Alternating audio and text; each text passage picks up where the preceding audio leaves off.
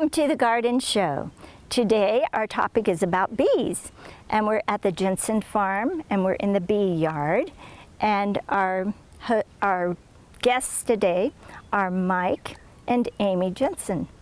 So today we're going to learn about different kinds of things about bees and beekeeping and lots of other things. So welcome to the show. Thank you. Would you tell us, and either one of you can answer, how you got started doing beekeeping? We got into beekeeping because we didn't have nothing to pollinate our garden. And we have an extremely large garden. And we got into it and we just started asking around, and we found some, and then we found some used equipment we got started with. So it just kind of all came together in one crazy swoop. Well, where do you get the bees? Actually, our bees this year came from California, and what they'll do is they'll put packages together, and then they trucked them to Colorado, and then some local beekeepers also. We all went together and bought, I think, close to 200 this year, and then they went and got them and brought them back. How long have you been keeping bees? Over 5 years. Okay. And a bee hive, or a bee is this called a super box? Actually, it's called a double deep box with a super on top. The skinnier ones where the honey is stored, and that's for us. The other two are where the bees actually live and keep their brood and their honey for the winter. Oh, I see. Okay. So in order to make a beehive, you have to have certain kinds of bees. Would you tell about that? Like what we run they're called Italians or Carnelians, and we have both types. The Italians more of a lighter colored bee, the Carnelians more of a darker bee, and they both have good and bad, qualities, characteristics. Mm-hmm. But they kind of get to where, like the way we have it, they'll interbreed with each other, and it kind of makes a really good bee for us, actually. And out in western Kansas here, it's tough to be a beekeeper. Oh. It really is. And what makes it be tough? The weather, the wind, lack of rain. The last couple of years have been really good for us, but the first 3 were starvation. A drought. And just lately it's been wonderful because we've had a bit of rain. Yes, but it's been hindering our spring buildup just with not getting good fly days. So I mean, there's a lot of variables. So they don't go out in the rain. Yeah. Oh, I see. So that's one thing or the other. Right. Yeah. Yeah, we Okay. need rain at night. Okay. All right. So, but inside the hive, you have certain kinds of bees. So there's the queen who's the boss. Is that true? Yes. Okay. The hive is basically based on the pheromone that the queen releases. The what? The pheromone. Oh, what is that? And actually, that's her scent. Oh, okay. So if she's wearing the right perfume, it's a good thing? yes. And if they get to where they can't smell her, it's a bad thing. Oh. So I mean, her scent controls the whole hive. And in the summertime, these hives, they can get upwards to 50 to 70,000 bees in them. So her scent is the most important thing in it. Okay. So there are other kinds of bees. Tell us about that. You have the drones, which are the male bees. They sit around and pretty much lazy unless they're out mating. Okay. And once they mate, they die. So, and then you have the worker bees, which are all females, and they do everything from take care of the brood, to forage for food, water, clean, everything else that goes on in that hive. So when they clean, what do they do? Surely they don't dust and sweep or do they? Sort of. Actually, like in the summertime when it's hot, you can actually see them out scrubbing the front of their porch. Oh, wow. Yeah. Well, yay for them.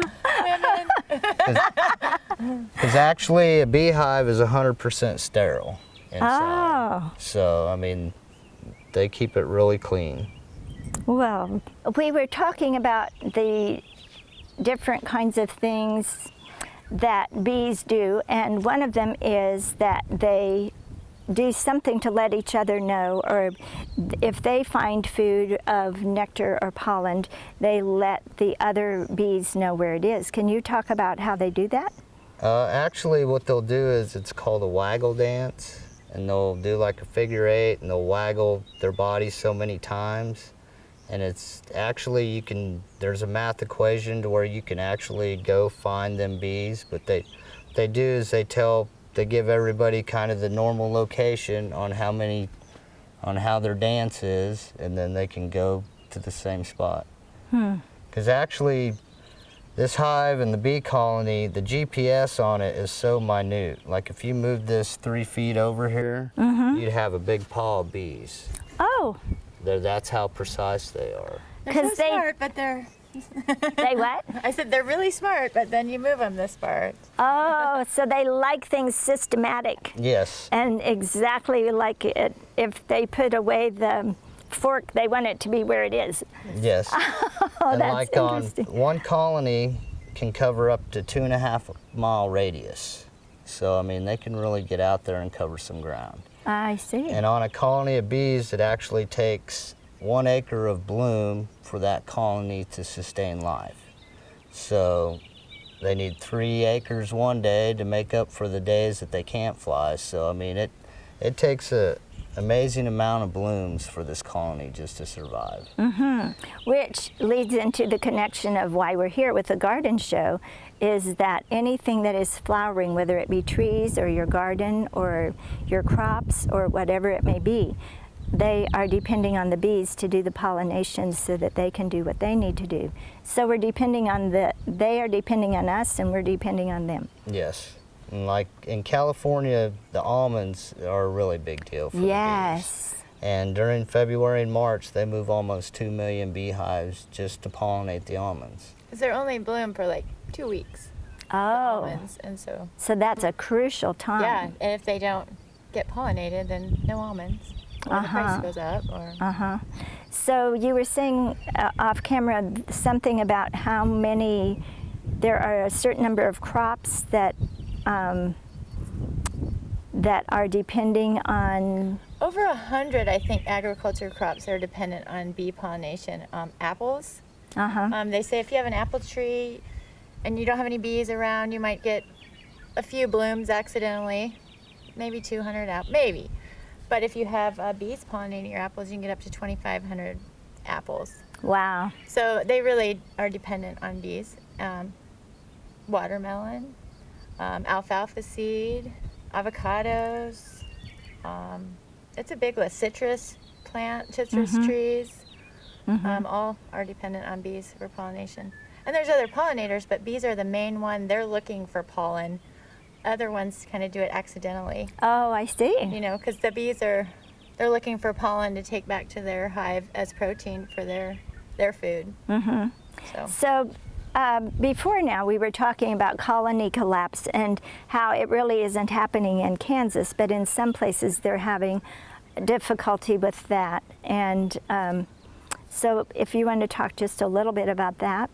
My opinion on the colony collapse disorder, it's kind of a touchy subject with beekeepers, but it all boils down to humans, to what we do, you know, to make our lives easier. You know, the pesticides and the herbicides, you know, and then people will treat their hives because of a varroa mite, and the toxicity levels will eventually exceed to where them bees can't even function in that hive.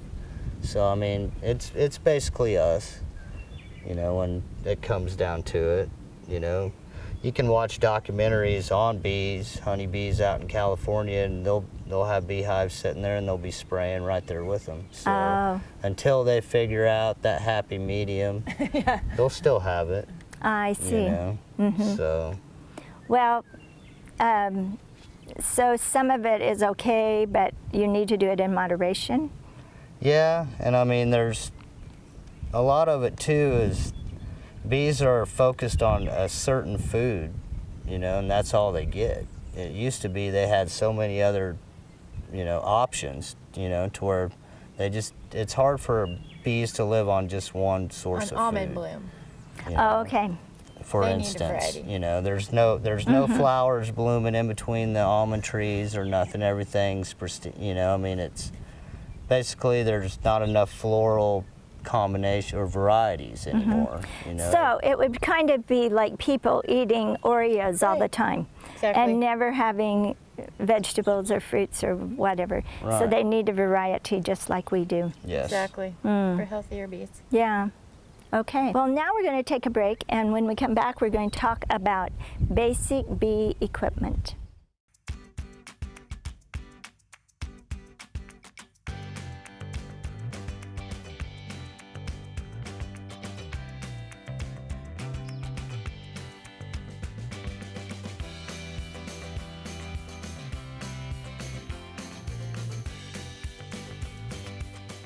Restaurants, gyms, salons, libraries, and more.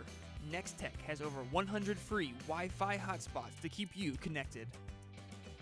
Keeping your budget on track and having the things your family needs are often top of mind. Now, quality wireless service doesn't have to be a budget buster. Introducing the $40 unlimited smartphone plan from Nex-Tech Wireless. Enjoy unlimited data, texting, and calling for just $40 per month. There are no contracts required or overages to worry about. Certain restrictions apply. See store for details. Ask about the $40 unlimited plan and start saving today. Nex-Tech Wireless. Say hello to something different. Well, we're back, and Amy's ready to tell us about the basic beekeeping equipment and what you need to get started. So I'll let her tell her expertise. Okay. Well, first of all, probably the best thing to have is a jacket or suit. And I'm not going to zip it all up since we don't have any bees in this hive yet, but the next important thing is called a hive tool. And it comes in very handy for everything you do in beekeeping. The first box that you need, this is called a deep, and this is the bottom board. And you see we staple ours together, but they don't come that way. It just keeps it, when you move them around, together. And then these are a 10 frame hive. So these are what we call, but you need your tool to get it out, your frames. This one is from last year, and it helps the bees actually get started because that's all the wax they build up, and then she's gonna lay her eggs in the here. Oh, okay. Yeah, so when you would start with your beehive, this is what you'd start with, and you'd put your queen in here, and then dump your package of bees on, and you'd put the lid on, and that's what we're doing over in our bee yard over there. But then, so this is where she lays all the eggs, and all the brood is. And so then they need a place for their honey and food, and so you add another deep right on top. So the queen is always in the bottom? Well, No. she'll move up into here too. Oh, okay. But what we do next, so they build that up for a while, like we're doing right here, back here. And then before you want honey for yourself, we put this piece on. It's called a queen excluder. Oh, So she can't come up into your honey. So the bees are just making your honey. I see. So this is what we call the honey super. Okay. And then it goes on top of there. And this is where you will take your honey products from. You leave this honey for them, and then you get to take these. And you can keep adding and adding and adding, just depending on how active your bees are. And then there's different types of lids, but this is called a migratory lid. You can stack them on top of each other if you needed to travel to pollinate, which, you know, we don't really do that. But and then we usually put a brick on top because we're in Kansas and the wind sometimes can blow them off. But they will seal this all up with their own special glue they call propolis Oh, okay. that they make from tree sap. And so you have to actually use your tool to To get the pry lid off. the lid. And then the smoker is the other important thing for when you're going to take honey from them. You're going to pop your lid, give them a little smoke smell, because the smoke smell kind of stimulates their natural reaction, like forest fire is what they think of, because bees normally live in trees. And so that's what they're thinking, that a fire, so they will gorge themselves with honey, and they won't be bothering you while you're trying to take honey from them. So that's basically when So it makes them calm, maybe? sort of calm. It just kind of puts them in a different mode where they're not worried about you. They're worried about taking care of honey, because they would gorge on honey and then they would take it to their new house. Oh, okay. And they could start all the building process. And the other important thing is there's a lot of beekeepers that do this all without protective equipment. We just figure, why risk it? Because we're all almost allergic to bees. I mean, everybody will swell up if they're stung by a bee, and bees really don't bother you unless you're stealing from them, basically. You know, because they're more worried about taking care of business than what you're doing. So I always wear gloves. I've gotten stung a few times, and just prefer, it just feels safer in the equipment. So. Well, I was going to ask a long time ago whether you got stung very much. Yeah, but it's usually not because we're doing anything wrong. Like, I squatted down and one had, you know, stood on the back of my leg, so of course it's going to sting me, but not that much. Our daughter's never been stung. Oh. And our son had the worst experience. The very first time we shook a package of bees, one flew up his nose, and so. Oh yeah. my goodness. So he's already had to work back at bravery. So. But it happened. We've learned a lot since then. So. Has Mike been stung? Mike has been stung, and he thinks it helps his sore knee. So that's all right. And there is studies on the venom of bees helping people with certain types of, like, arthritis and other disorders. So. Well, my Yeah, goodness. it's an interesting. So. That would be information for people who had various ailments. Right. But you'd have to be brave to try to think you would want bees to sting you to get better for that, because that doesn't usually make you be better. But there's one thing to let people know. If bees are around you or you happen to come around, don't do this, because they send off another signal to the rest of bees, like danger. Oh. So you just kind of need to calmly walk away from the bees. It's hard to do. It is, because your first instinct is to swat. Yes. You know, just to swat at them, and that doesn't help. Somewhere I read, in not about bees, but about mosquitoes, that if you blow, that they will go away. Would that work on bees? I don't think so. I don't know. Don't think so? Probably not. I walked 4 blocks because we had taken a swarm out of an old house, and this one was just not liking us, and I kept walking, and I turned around and it stung me in the eye, you know, and so they die when they sting you, but they're kind of persistent too. Wow. But so you just have to, that was not kept bees, those were wild bees. Oh, I see. Okay. Yeah. Well, so do you use these little brooms for brushing off something? Basically brushing the bees. If you, when you go to take the honey from the box, sometimes you can just take the frames. Sometimes you can take the whole box if you get all the bees out, but you just kind of brush them off. That's all you're doing with the brush, basically. So that, and you brush them kind of back into their home while you take this one from them.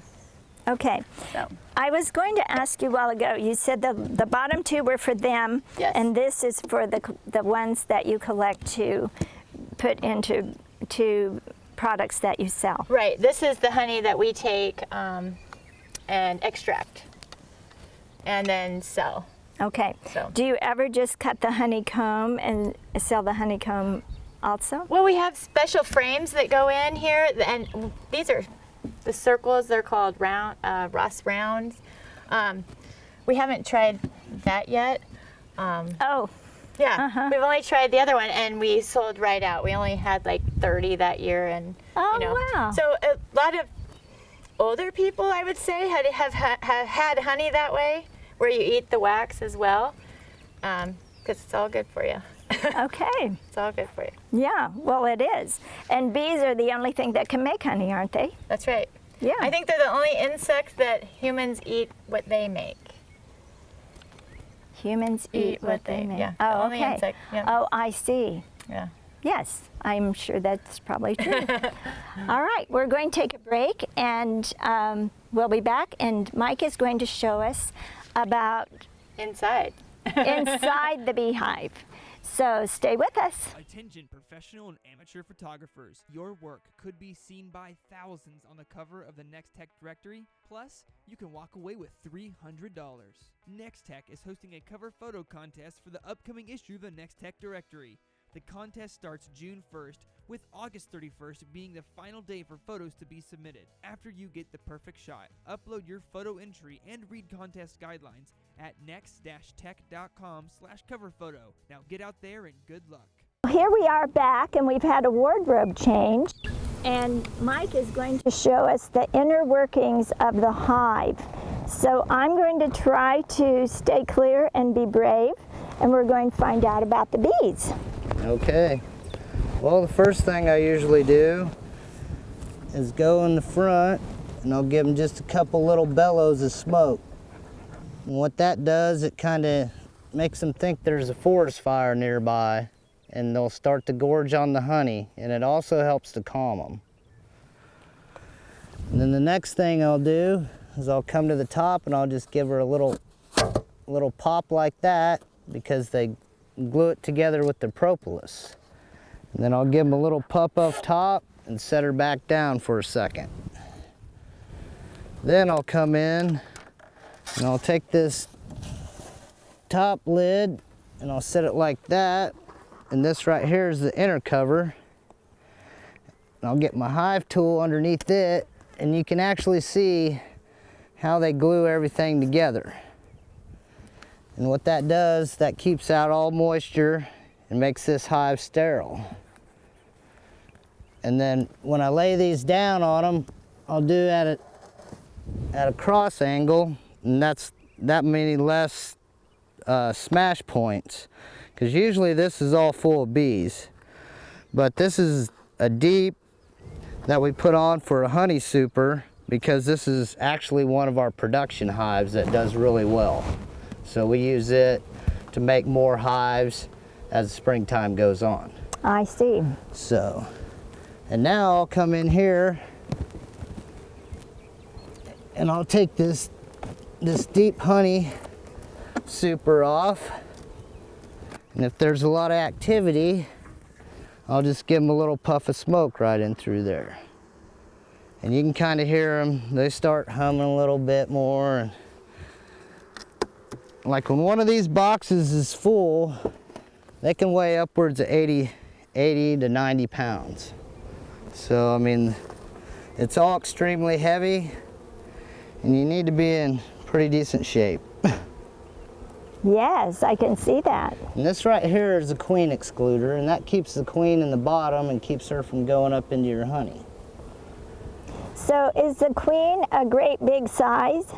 Yes, she's quite a bit bigger than everybody else. I mean, when trying to find her in a hive, you can spend all day sometimes. I was going to ask you if you could really just see. I never really go in search of her, because that's usually when you can smash her. Oh, okay. So, I mean, usually my rule of thumb, if I see eggs, I know she was there within the last 3 days. I see. So, and right now this hive, the top box, is a little on the weak side because we did some splits a couple weeks ago out of it.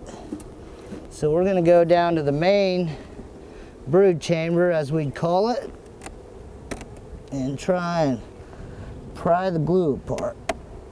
I am surprised how it is there. What is some certain thing they produce that makes that glue together? Actually, a lot of it's tree sap and different off of spruces. Oh, I see. They make it, and actually, a lot of people take it for other health benefits, that propolis. Propolis. So, now what I'm going to do is just calm them a little more, and I'll pull out a couple frames and we'll just kind of see what's going on in this hive. And I usually run different mix match stuff just for the the part of using it and trying different things. Because that's one thing about being a beekeeper. You gotta try different stuff, because it might work for another beekeeper, well, it might not work for you. So I'll just lay these frames down like that and take my, kind of go across here and see what they're doing.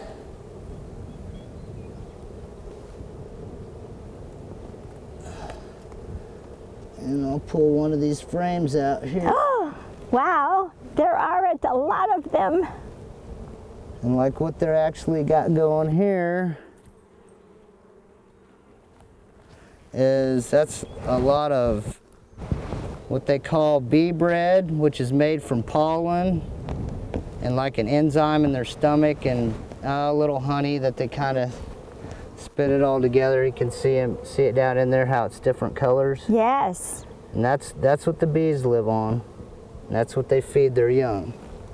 And we're in the bottom box. This is the beginning part. Yeah. And then if you want to come closer, you'll be all right. You see that pollen on that one's leg right there? That big old pollen ball? Oh, that's exciting, because that is connecting what they've just brought from some flower. Yeah. How do you know, like if there was no a queen in this hive, what would happen? Eventually it would die. Oh.